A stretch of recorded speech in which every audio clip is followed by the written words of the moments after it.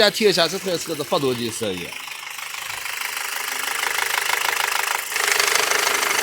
这种故障多数出现在咱们3代888发动机上面，也就是机油压力产生了泄压。造成发动机机油压力产生泄压有3个部件：第一，拖二轴上面的3维丝托阀；第二，拖二轴上面的铝夹子产生了过度磨损；第三，拖二轴自身产生了过度磨损，都会产生这种异响。如果大家的发动机也有这种异响，不要去着急封检发动机，我们先从这3个部件逐一排查，基本上都能解决。